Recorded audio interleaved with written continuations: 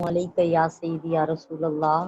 وعلی آلک و صحابک یا سیدی یا نبی اللہ رب اشرح لی صدری ویسر لی امری واحلل عقدۃ من لسانی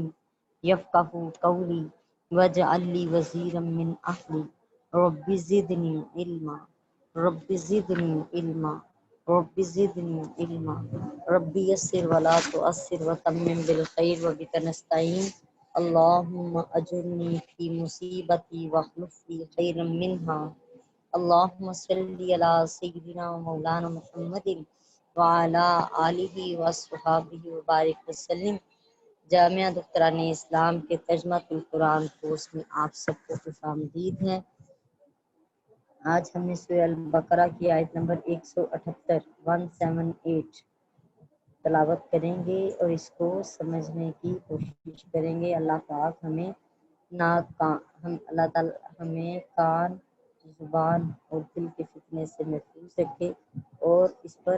عمل کی توفیق عطا فرمائے۔ اعوذ باللہ من الشیطان الرجیم، بسم اللہ الرحمن الرحیم۔ یا ایھا الذین آمنوا کتب علیکم القصاص فی القتلی الحر بالحر والعبد بالعبد والانثى بالانثى فمن عفی لہ من اخیہ شیء فاتباع بالمعروف واداء الیہ بإحسان ذلک تخفیف من ربکم ورحمۃ فمن اعتدی بعد ذلک فلہ عذاب علیم ولکم فی القصاص حیات یا اولی الالباب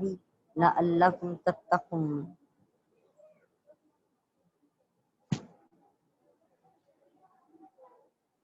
اعوذ باللہ من الشیطان الرجیم، بسم اللہ الرحمن الرحیم۔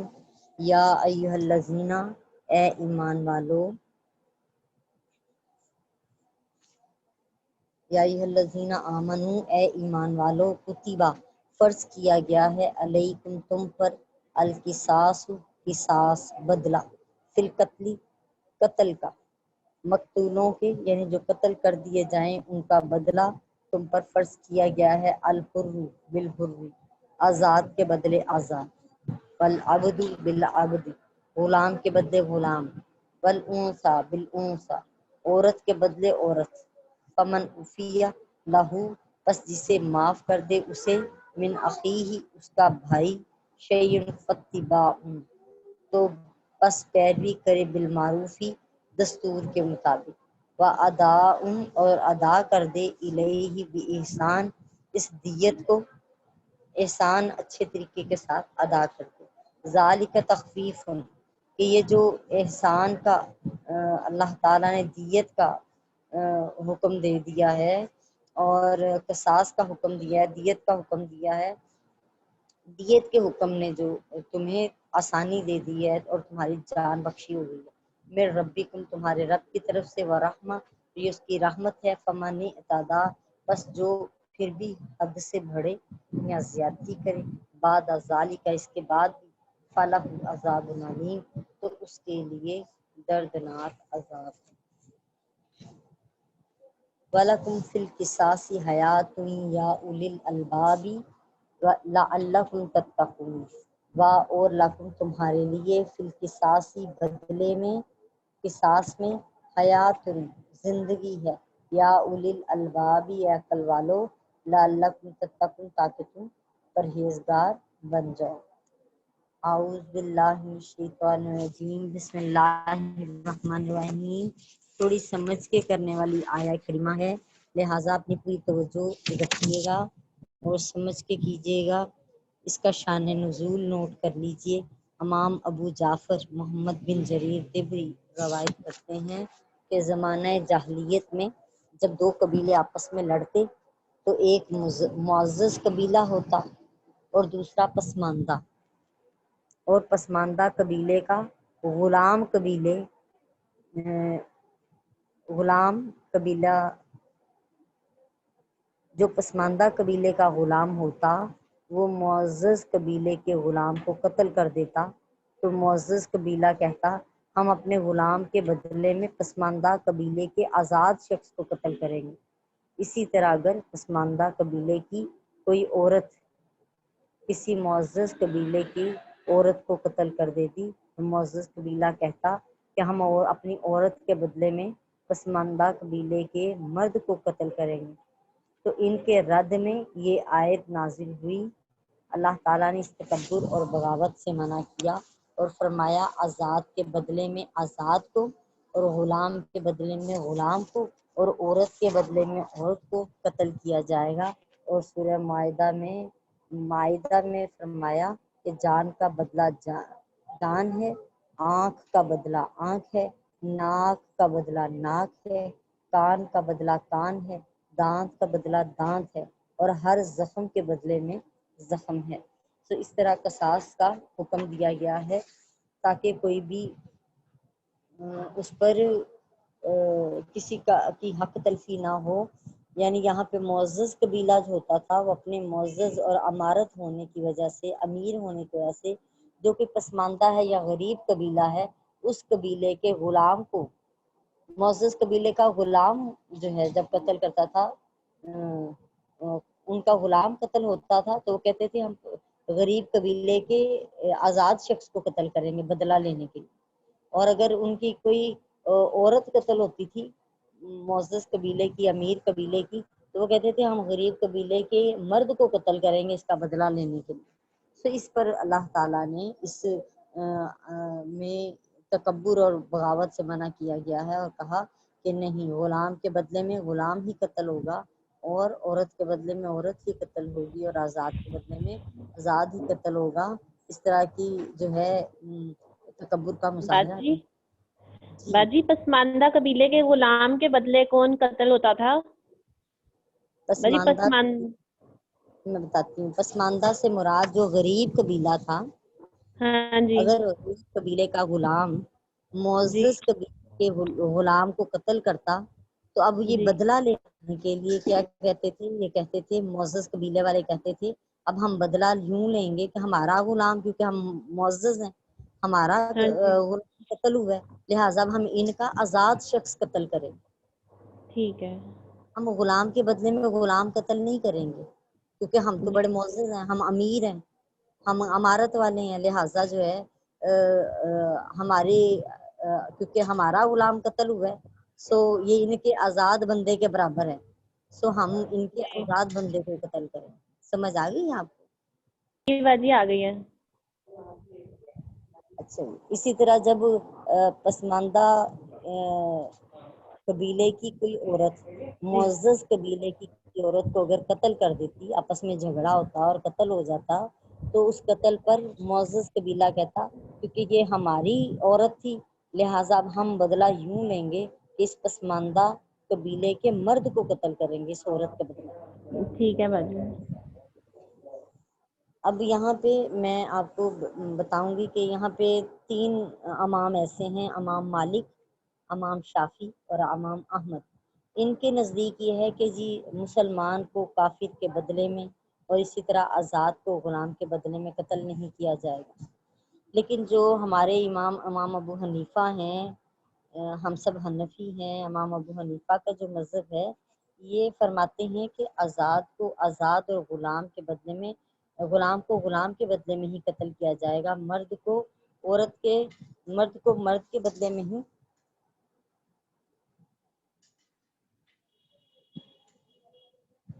کیونکہ سب جان ہے،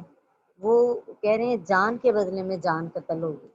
مثلا اس کا ثبوت انہوں نے کچھ یوں دیا ہے، یا ایھا الذین آمنوا کتب علیکم القصاص فی القتلی، اے ایمان والو تم پر مقتولین کے خون ناحق کا بدلہ لینا فرض کیا گیا ہے۔ سو اس پر کہہ رہے ہیں کہ یہ ہر مقتول کو اس میں شامل کیا گیا ہے۔ جب عام لفظ استعمال کیا گیا ہے مقتول کا تو اس سے مراد یہ ہے کہ خواہ وہ آزاد ہے یا غلام ہے، مسلمان ہے یا غیر مسلمان ہے، سو اس کا جان کا بدلہ جان سے لیا جائے گا۔ سورہ المائدہ کی آیت نمبر 45 ہے، ان النفس بالنفس، بے شک جان کا بدلہ جان ہے۔ لہٰذا اس لیے وہ اس قرآن کی آیت سے دلیل دیتے ہیں کہ اس پر کیونکہ جان لی گئی ہے تو جان کے بدلے میں جان کا ہی قتل کیا جائے۔ کہ آزاد یا غلام کا فرق اس میں نہیں کیا گیا۔ اس پر علامہ بیضاوی کا یہ اعتراض صحیح نہیں ہے کہ قرآن مجید میں یہ تورات کا حکم بیان کیا ہے۔ یہ اعتراض اس وقت صحیح ہوتا جب اللہ تعالیٰ نے اس حکم کا رد کیا ہوتا اور سابقہ شریعتوں کے جو احکام قرآن اور سنت میں بیان کیے گئے ہیں وہ ہم پر حجت بنتے۔ اب امام بخاری شریف کی حدیث پاک انہوں نے بیان کی ہے کہ حضرت عبداللہ بن مسعود رضی اللہ تعالیٰ عنہ بیان کرتے ہیں کہ رسول اللہ صلی اللہ علیہ وآلہ وسلم نے فرمایا، جو مسلمان شخص اس کی شہادت دیتا ہو کہ اللہ کے سوا کوئی معبود نہیں اور یہ کہ نبی کریم علیہ السلام اللہ کے رسول ہیں، تو اس کا خون صرف 3 وجہوں میں سے کسی ایک وجہ سے بہانا جائز ہے کہ جان کا بدلہ جان ہو، یا شادی شدہ زانی ہو، یا دین سے پھر جانے والا ہو، یعنی اسلام سے اگر پھر کر کافر ہو جائے تو پھر اس کی جان لینی جو ہے وہ جائز ہے۔ اس حدیث کو امام مسلم نے بھی اسی طرح روایت کیا ہے۔ اور قرآن پاک کی اسی آیت میں ہم اینڈ پہ پڑھا ہے وَلَكُمْ فِي الْقِصَاصِ حیات، اور قصاص کے حکم میں تمہارے لیے زندگی ہے۔ اس آیت میں قصاص میں تمہارے لیے زندگی ہے اور اس کو آزاد یا غلام کے ساتھ خاص نہیں کیا گیا۔ قصاص کی وجہ سے مسلمان کسی کو قتل کرنے سے باز رہیں گے اور آزاد غلام کو قتل کرے گا، نہ ہی غلام آزاد کو قتل کرے گا، بلکہ وہ اس چیز پہ رہیں گے کہ جو ہے ہمیں اس چیز کا حکم نہیں ہے کیونکہ اس کا بدلہ دینا پڑے گا اور قتل ہوں گے، لہٰذا جان کے بدلے جان کو قتل کرنا پڑے گا، لہٰذا اس سے باز رہیں گے اور برائی کم ہو جائے گی یا قتل ہونے رک جائیں گے۔ حضرت جابر بن عبداللہ رضی اللہ تعالیٰ عنہما بیان کرتے ہیں کہ رسول اللہ صلی اللہ علیہ وسلم نے فرمایا، مسلمان کا بھائی ہے، اس سے خیانت کرے نہ ہی اس کو ذلیل کرے، ان کا خون ایک دوسرے کی مثل ہے، ایک دوسرے کے جیسا ہے، یعنی اور ایک اور حدیث پاک سناؤں گی جس میں نبی کریم علیہ السلام نے فرمایا، ایک مومن کی جان، مال اور عزت دوسرے مومن پہ حرام ہے، دوسرے مومن پہ حرام ہے، جان، مال اور عزت، یعنی نہ تو اس کی جان لے سکتا ہے نہ ہی اس کے مال میں سے ایک ٹکا بھی جو ہے نا وہ نہیں اس کی اجازت کے بغیر لے سکتا۔ اور عزت نفس اللہ نے سب کو عطا کی ہے، چاہے وہ چھوٹا ہے چاہے وہ بڑا ہے، چاہے وہ کسی بھی رشتے میں ہے کسی بھی تعلق میں ہے، عزت اللہ نے عطا کی ہے، یہ ہر انسان کا بنیادی حق ہے۔ اور میرے نبی کریم علیہ السلام کے صدقے جائیں کہ انہوں نے مومنین کی عزت کو کیسے برابر کر دیا ہے کہ کسی بھی مومن کے لیے دوسرے مومن کی عزت نفس پر حملہ کرنا جو ہے جائز قرار نہیں دیا بلکہ حرام کا درجہ دے دیا کہ یہ حرام کہ دوسرے کو خام خواہ ذلیل و رسوا کیا جائے اور اس کو ٹاپک بنا کے جو ہے اس کے عزت نفس پر حملہ کیا جائے، اس کو گر جانا جائے، جب یہ تو جو ایسا کرے گا وہ غرور تکبر کا مرتکب ہے، اور غرور تکبر کا تو اللہ کی بارگاہ میں قبول ہی نہیں۔ سورہ حجرات میں اس کا بیان آ چکا ہے، اور ایک دوسرے پر رحم کرنے کا حکم ہے، ایک دوسرے کے ساتھ برا معاملہ کرنے کا حکم نہیں کیا، اس لیے کہا نہ خیانت کرے ایک دوسرے کی اور نہ ہی ایک دوسرے کو ذلیل کرے، لفظ واضح کر کے کھول کے بیان کر دیے گئے ہیں۔ اللہ تعالی ہمیں سمجھنے کی توفیق عطا فرمائے، کیونکہ سورہ حجرات میں آیا کوئی مسلمان دوسرے مسلمان کا مذاق نہ اڑائے، ہو سکتا ہے کہ وہ جس کا یہ مذاق اڑا رہے ہیں وہ اللہ کی بارگاہ میں زیادہ اچھا ہو، اور پھر فرمایا کوئی عورت کسی عورت کا مذاق نہ اڑائے، باقاعدہ عورت کا لفظ استعمال ہوا، اور پھر کہا کہ ہو سکتا ہے جس عورت کا مذاق اڑایا جا رہا ہے وہ اللہ کی بارگاہ زیادہ پسندیدہ ہو۔ اپنے آپ کو عاجزی میں رکھنے میں ہی برکت، خیر و برکت ہے، اللہ پاک نے عطا کی ہے، اور ایسا نہ ہو کہ ہماری پکڑ پوچھ ہو جائے اللہ کی بارگاہ میں۔ اور یہ سب شیطان کی چالیں ہیں، شیطان کی پہلی اور آخری کوشش یہی ہے کہ ہمیں آپس میں لڑا دے، بھڑا دے، اور ہمیں ذلیل و رسوا کر دے ایک دوسرے کے ساتھ اور اللہ کی بارگاہ میں۔ اور ہم سب شیطان تو اس کوشش میں ہے کہ ہم شیطان کے بندے بن جائیں، لیکن ہمیں شیطان کے بندے نہیں بننا۔ کل ایک واقعہ تھا، حضرت بایزید بستامی رحمۃ اللہ علیہ، بڑا نام ہے، اتنے عظیم ولی گزرے ہیں، بزرگ گزرے ہیں۔ تو وہ ایک مرتبہ حج کے لیے گئے، تو حج پہ جا کے انہوں نے کیا دیکھا، جو ہی طواف کر کے فارغ ہوئے تو دیکھا کہ کعبۃ اللہ کے دروازے پر ابلیس کھڑا ہے۔ دیکھ کے بڑے حیران ہوئے کہ اس کا یہاں کیا کام ہے، اور اس کے ہاتھ میں اس نے کچھ لگامیں پکڑی ہوئی تھی۔ اس کے پاس آئی اور کہا، اے ابلیس تو یہاں کیا کر رہا ہے؟ اس نے کہا، یہاں میرے کچھ بندے طواف کر رہے ہیں، جو ہی طواف کر لیں گے ان کو میں نے لگامیں ڈالنی اور لے جانا اپنے ساتھ۔ اور جب وہ وہاں سے فارغ ہوئے، نکل گئے، انہوں نے یہ پوچھا ابلیس سے، تو کیا جن کا تو انتظار کر رہا ہے ان میں شامل تو نہیں ہوں؟ بایزید بستامی تو اس میں شامل نہیں ہے۔ تو اس نے کہا، آپ کو تو لگام ڈالنے کی بھی ضرورت نہیں ہے، میں اس کے بغیر ہی آپ کو لے جاؤں گا، آپ پر سوار ہو سکتا ہوں۔ اس طرح کا دعویٰ شیطان نے کیا، لیکن اللہ کے نیک بندے تھے، شیطان کو دیکھتے ہی پہچان گئے تھے، تو خیر نکل گئے۔ کچھ عرصے کے بعد کیا ہوا کہ سفر کرتے کرتے انہوں نے راستے میں ایک ندی کو پار کرنے لگی، تو دیکھا کہ ندی کے پاس ایک بوڑھا شخص کر رہا ہے۔ تو پوچھا جا کے کہ کیا معاملہ ہے؟ اس بوڑھے شخص نے کہا کہ میں جو ہے بڑا لاچار ہوں، ضعیف ہوں، اور مجھ سے چلا نہیں جا رہا، لیکن میں نے یہ ندی کراس کرنی ہے، تو اگر تم مجھے اپنے کندھوں پہ بٹھا کے یہ ندی کراس کروا دو تو تمہاری مہربانی ہوگی۔ حضرت بایزید بستامی رحمۃ اللہ علیہ نے اسے اپنے کندھوں پہ سوار کر لیا، بوڑھے شخص کو، اور ندی کراس کرنے لگ گئے۔ جو ہی درمیان راستے میں پہنچے تو آواز آئی کہ اے بایزید، دیکھو میں نے تمہیں کہا تھا کہ میں بغیر لگام کے ہی تم پر سوار ہو سکتا ہوں۔ تو یعنی شیطان کا کام ہی دھوکہ دینا، شیطان کا کام ہی ورغلانا ہے، شیطان کا کام ہی دانہ ڈالنا۔ سو ہمیں ایک دوسرے پر رحم کرنے کا معاملہ کرنا چاہیے، یہ سوچتے ہوئے کہ ہم نے اپنے مالک کی بارگاہ میں حاضر ہونا ہے۔ آگے پڑھتے ہیں جی۔ اللہ تعالیٰ کا ارشاد ہوا، جس قاتل کے لیے اس کے بھائی کی طرف سے کچھ معاف ہو گیا، اس کے بھائی کی طرف سے کچھ معاف کر دیا گیا، تو اس کا دستور کے مطابق مطالبہ کیا جائے اور نیکی کے ساتھ اس کی ادائیگی کی جائے۔ یہ حکم تمہارے رب کی طرف سے تخفیف ہے اور رحمت ہے۔ پھر اس کے بعد جو حد سے تجاوز کرے اس کے لیے دردناک عذاب ہے۔ یعنی مقتولوں کے ولی، یعنی جن کا قتل ہوا ہے، ان کے وارث، اگر اس نے قاتل کو معاف کر دیا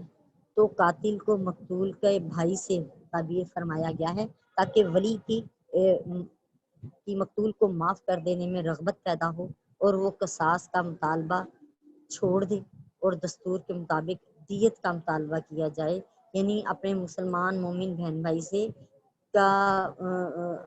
جان کا بدلہ جان سے لینے کی بجائے اگر وہ دیت کا مطالبہ کر لے، جو شریعت میں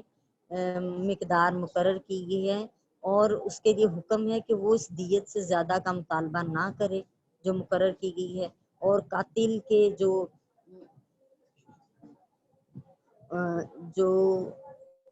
قاتل کی طرف سے جو ادائیگی ہونی ہے اس کی مدت میں بھی تاخیر نہ ہو اور مقدار میں بھی کمی نہ وہ کریں، اور معاف کرنے والا اور دیت ادا کرنے کا، معاف کرنے کا اور جو دیت ادا کرنے کا حکم اللہ تعالیٰ کی طرف سے آیا ہے، اس کو تخفیف کہا گیا ہے کہ اللہ نے حکم ہلکا کر دیا ہے، ورنہ جان کا بدلہ جان تھی۔ اب مومن اگر مومن کو قتل کر دے غلطی سے، تو وہاں پہ اب اللہ تعالیٰ نے یہاں پہ اس چیز کی اجازت دے دی ہے کہ آپ دیت کے ذریعے اپنی جان بخشی کروا سکتی ہیں، اور اس میں تم پر رحمت ہے، کیونکہ یہود کی شریعت میں کیا تھا، صرف قصاص واجب تھا، اس میں دیت نہیں تھی،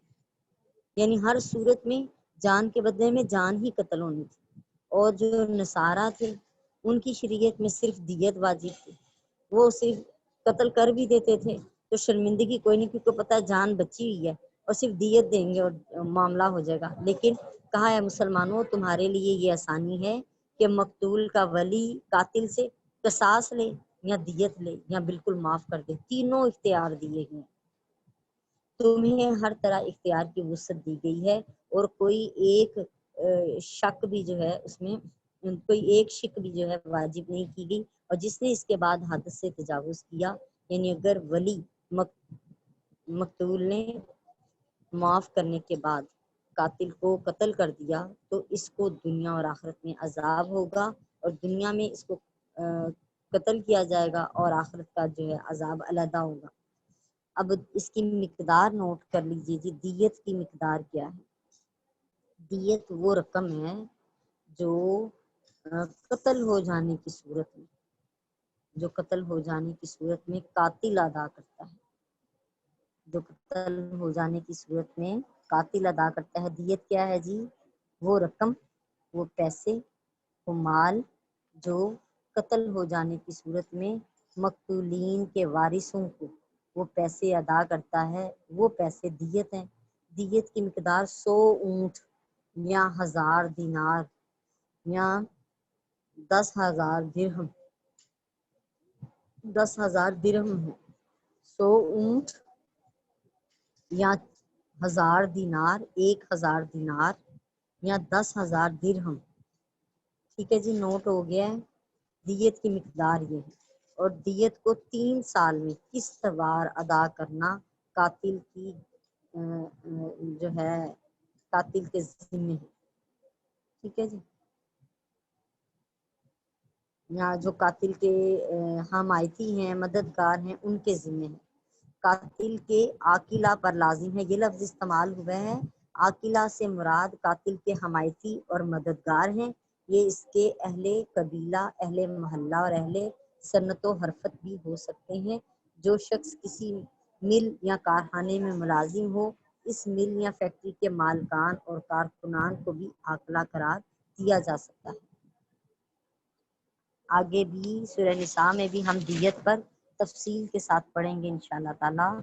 اللہ پاک ہمارا حامی و ناصر ہو۔ کافی اہم تھا سبق، تھوڑا مشکل تھا، آپ کو کہوں گی کہ سب اپنے سبق کو کھولیں، دیکھ کے اس کا ترجمہ یاد کریں اور ایک ایک چیز کو سمجھیں تاکہ کچھ بھی جو ہے مشکل نہ رہے اور آسان ہو جائے۔ اگر کوئی کویسچن ہو تو ضرور آپ SMS کے ذریعے یا وائس میسج کے ذریعے سوال پوچھ سکتے ہیں۔ اب میں آپ کے سامنے اناؤنس کروں گی جی، ہمارے دوسرے پارے کا پہلا ربع کا ٹیسٹ ہوا ہے، اس کا رزلٹ اناؤنس کرنا ہے۔ زہرا وہ میری ڈائری لے کے، میں نے پرسنلی سب کی ID میں سب کے واٹس ایپ پہ بھیج دیا وائس میسج، ان کی غلطیاں بھی سب کو بتا دی ہیں، سب نے اچھی کوشش کی ہے۔ مزید آپ ضرور محنت جاری رکھیں، اللہ تعالیٰ کی بارگاہ میں ہماری کوشش ہی قبول و منظور ہے۔ اللہ تعالیٰ اپنی جناب میں ہمارے ان نمبروں کو دگنا چگنا کر کے اپنی بارگاہ میں ہمیں عطا فرمائے۔ اور جی ہماری فرسٹ آنے والی 2 اسٹوڈنٹس ہیں جن میں قدسیہ حمید، آپ نے 25 میں سے 25 نمبر حاصل کیے ہیں اور ان کی کوئی غلطی نہیں ہوئی، انہوں نے سب بالکل ایگزیکٹ آنسرز دیے ہیں۔ اور دوسری ہماری صدف شفیق ہیں، انہوں نے بھی ماشاءاللہ پورے 25 میں سے 25 نمبر لیے ہیں اور کوئی ان سے مسٹیک نہیں ہوئی اور انہوں نے اچھا اٹیمپٹ کیا۔ سیکنڈ آنے والی اسٹوڈنٹ جو ہیں وہ اکاشا چشتی ہیں، ان کے 24 نمبر ہیں، انہوں نے ایک غلطی کی ہے، یہ غلطی ان کو بتا دی گئی ہے اور ماشاءاللہ ان کی بھی بڑی اچھی کوشش تھی۔ البتہ یقیناً مائنڈ میں کبھی ہو بھی جاتا ہے ایسا کہ کچھ بھول جاتا ہے انسان کے لیے کوشش کرتے رہنا ہی خیر و برکت کا باعث ہے۔ تھرڈ آنے والی 4 بچی ہیں جی، 4 اسٹوڈنٹس ہیں جو تھرڈ آئی ہیں، جن میں نسیم آصف ہیں، ان کے 23 مارکس ہیں، ان کی صرف 2 غلطیاں ہوئی ہیں۔ اسی طرح ماہم آصف کی بھی 2 غلطیاں ہوئی ہیں اور سیدہ اقبال ان کی بھی 2 غلطیاں ہوئی ہیں، اور عائشہ عمران ان کی بھی 2 مسٹیکس ہوئی ہیں، غلطیاں ان کی بتا دی گئی ہیں، اور ماشاءاللہ 3rd پوزیشن ہے۔ اللہ پاک ہم سب کو خیر و برکت عطا فرمائے، آپ سب کو مبارکباد ہے۔ اور اس کے علاوہ ہماری اسٹوڈنٹ 4تھے نمبر پہ مسز اعجاز ہیں جی، ماشاءاللہ انہوں نے 4th پوزیشن حاصل کی ہے۔ سب نے اچھی کوشش کی ہے، لیکن وہ باجیاں جو بالکل پڑھے بغیر سنے بغیر ٹیسٹ اٹمپٹ کرنے کی کوشش کرتی ہیں، ان سے یہی درخواست کروں گی، یہ قرآن پاک ہے، یہ عام کلام نہیں ہے، کوشش کریں کہ لیکچر کو 1 مرتبہ 2 مرتبہ 3 مرتبہ سن لیں، اگر نہیں سمجھ آئی یا اگر کوئی کنفیوژن ہے تو کوشچن پوچھ لیں، آپ اس کا جواب دے دیا جائے گا، لیکن اس کو ٹائم ضرور لگائیے، یعنی ہم ان لوگوں میں شامل ہو جائیں جن کے بارے میں قرآن پاک میں کہا گیا ہے کہ وہ قرآن کی تلاوت کا حق ادا کر دیتے ہیں۔ تو ہم اس طرح پڑھیں۔ ہماری کچھ اسٹوڈنٹس ایسی ہیں جو اس کو یوں پڑھتی ہیں کہ اس کے ایک آیت پہ حدیث پہ خود کوشچن نکالتی ہیں۔ اگر آپ یہ سلسلہ شروع کر دیں گے،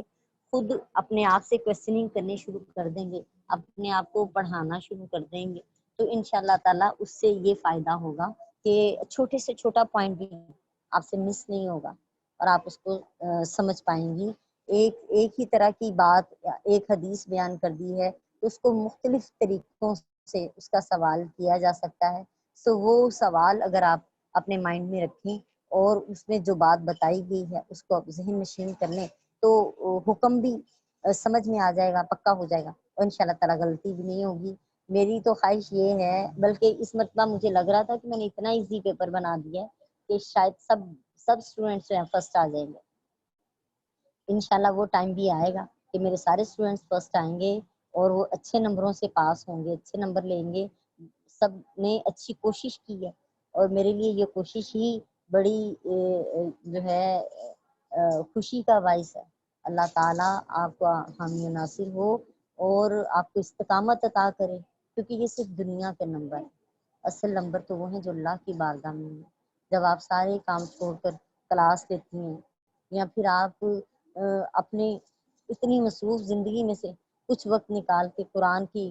آیات سنتی ہیں، لیکچر سنتی ہیں، اس میں سے نکالتی ہیں یا اس کو نوٹ کرتی ہیں، آپ کی یہی کوشش، آپ کا قلم کا لکھنا، آپ کے ہاتھوں کی توانائی اور آپ کی آنکھوں کا دیکھنا اور آپ کا وقت نکال کے بیٹھنا، آپ کے دل کا اس کی طرف، اس قرآن کی آیت کی طرف اور حدیث کی طرف راغب ہونا، یہی نیکی ہے۔ اور جو ایک قدم اللہ کی طرف بڑھاتا ہے، اللہ تعالیٰ اس کی طرف 10 قدم بڑھاتا ہے، اور جب آپ چل کے آتے ہیں اللہ تعالیٰ اس کی طرف دوڑ کے آتے ہیں۔ یہ ہمارا اللہ کی بارگاہ میں آنا ہے۔ اللہ تعالیٰ آپ کی کوششوں کو قبول کرے اور ہمیں اور آپ کو اس قرآن کے ساتھ جوڑے رکھے اور ہماری اس ٹوٹی پھوٹی نوکری کو قبول کر لیں اور اس سے اچھی نوکری کرنے کی توفیق عطا فرما دیں اور اخلاص والے اعمال عطا فرمائے جو تکبر سے پاک ہو۔ السلام علیکم ورحمۃ اللہ وبرکاتہ۔